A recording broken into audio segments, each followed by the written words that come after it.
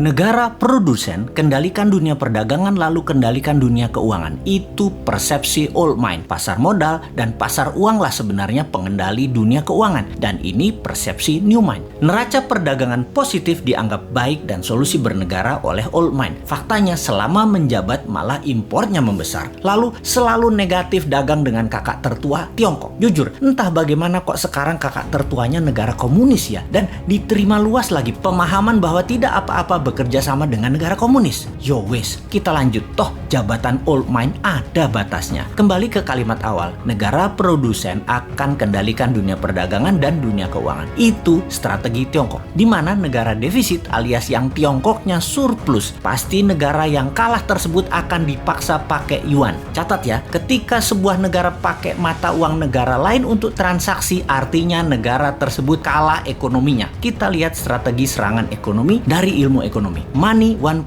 adalah uang hanya sebagai alat bayar pelancar transaksi. Kemudian uang menjadi alat modal yang disebut money 2.0. Kemudian uang menjadi alat kendali ekonomi disebut money 3.0.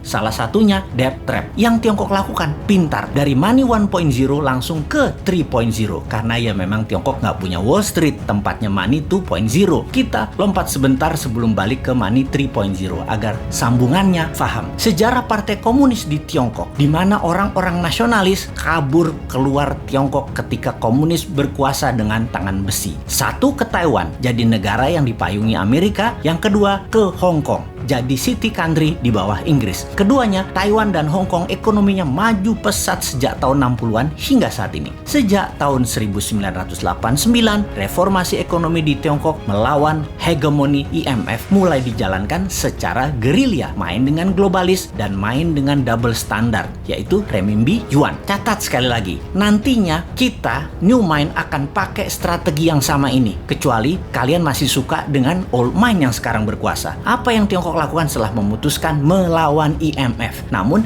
di permukaan pura-pura taat pada Amerika? Ini terjadi di zaman Deng Xiaoping awal mulanya. Mereka jadi negara produsen buruh murah. Maklun mengerjakan sebagai tukang jahit apa saja yang disuruh globalis. Lalu perlahan menggeser dari maklun tukang jahit menjadi negara produsen. Maklun ini adalah strategi agar terjadi pembiasaan. Ketika awal menjadi negara produsen, Tiongkok mengizinkan pemalsuan atau kopi atau tiru merek-merek ternama dunia untuk beredar di dalam negerinya. Semakin mahir, maka mulai negara membiayai sektor hulu produsen, pabrik-pabrik dengan uang renminbi yang uang tersebut tidak boleh beredar di luar negeri, hanya boleh beredar di Tiongkok. Inilah awal tahun 90-an mereka lakukan ini semua secara masif, secara gila-gilaan. Apa saja dibangun. Dan setelah menjadi pengendali produksi, mulai ekspansi di tahun 2013 dengan strategi BRI, yaitu Belt Road Initiative. Perlu banyak negara yang harus dikendalikan oleh Tiongkok. Perlu banyak negara yang penduduknya lapar dan pemimpinnya lemah agar mudah dikendalikan agar membeli barang-barang Tiongkok dan menggunakan mata uang Tiongkok. Awalnya dengan memberi pinjaman, namun bukan uang tetapi barang, seperti jalanan dibangunin. Pokoknya jadi barang. Jembatan dibangun jadi barang, pelabuhan, bandara, jaringan kereta api yang semuanya punya kesamaan, yaitu pelancar jalur angkutan barang guna menciptakan ketergantungan terhadap produk Tiongkok dan kelancaran distribusi barang. Kemudian kendali atas pasar yang kebetulan semua bergeser ke digital. Jadi strateginya adalah beli dan ambil semua jaringan marketplace milik pengusaha lokal sebuah negara agar isi produknya adalah barang-barang buatan Tiongkok. Begitu sudah tercapai ketiganya, maka tahap keempat, mata uang Tiongkok dipakai sebagai alat transaksi. Pertama, sebatas transaksi dua negara. Nanti tahap kelima sampai ke pasar-pasar tradisional bisa pakai yuan. Ingat, ketika keluar negeri, yuan yang disebut. Itu membedakan asal uang itu. Walau kalau ditanya di Tiongkok, bagi mereka sama itu yuan atau renminbi. Namun kita pahamlah, kita kan ngerti bernegara, ngerti bagaimana Tiongkok bermain, dan ngerti cara memainkannya. Sayang aja masih sedikit yang percaya